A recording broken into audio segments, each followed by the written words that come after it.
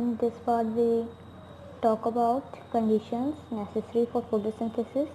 So कौन सी conditions होती हैं जो कि necessary हैं photosynthesis के लिए? तो पहला सनलाइट. तो सनलाइट इंटेंसिटी के लिए उसकी क्वालिटी अच्छी होनी चाहिए, उसकी इंटेंसिटी अच्छी होनी चाहिए और उसका मतलब उसको जितना टाइम लग रहा है उसको एकदम प्रॉपर अमाउंट में प्रॉपर टाइम तक फोटोसिंथेसिस होना चाहिए. Second, chlorophyll.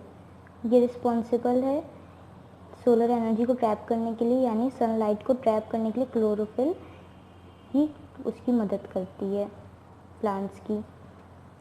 Third, raw materials. Raw materials हैं फर्स्ट कार्बन डाइऑक्साइड. तो carbon dioxide it is release into the atmosphere during cellular respiration. जब भी हम लोग सांस लेते हैं तो हम लोग सांस छोड़ते हैं तो कार्बन डाइऑक्साइड भी छोड़ते हैं, ठीक. तो उसी को तो क्या करते हैं, प्लांट्स लेते हैं और स्टोमेटा के थ्रू एंड वो काम आते हैं फोटोसिंथेसिस के लिए. Apart from this surface of stems, leaves and roots also contribute in the gaseous exchange. यहाँ तक कि सिर्फ स्टोमेटा ही नहीं करती है, लीव्स, स्टेम्स, रूट्स सब करते हैं गैसियस एक्सचेंज जितने प्लांट्स के पार्ट्स होते हैं. Second, water.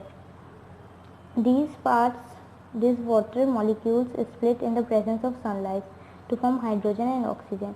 तो ये presence of सनलाइट के प्रेजेंट में इसकी मॉलिक्यूल्स स्प्लिट होते हैं हाइड्रोजन और ऑक्सीजन में. This is called photolysis of water. तो याद रखिएगा फोटोलिसिस ऑफ वाटर क्या होता है, जो हाइड्रोजन और ऑक्सीजन सनलाइट के प्रेजेंस में स्प्लिट होते हैं उसी को हम लोग कहते हैं photolysis of water. Other materials में nitrogen, iron, magnesium, phosphorus are essential. तो ये सब भी हम लोग के लिए बहुत ज़रूरी है प्लांट्स के लिए. तो ये सब भी बहुत ज़रूरी होते हैं प्लांट्स के लिए, उन लोग को फोटोसिंथेसिस के हेल्प के लिए. Thank you and subscribe my channel please.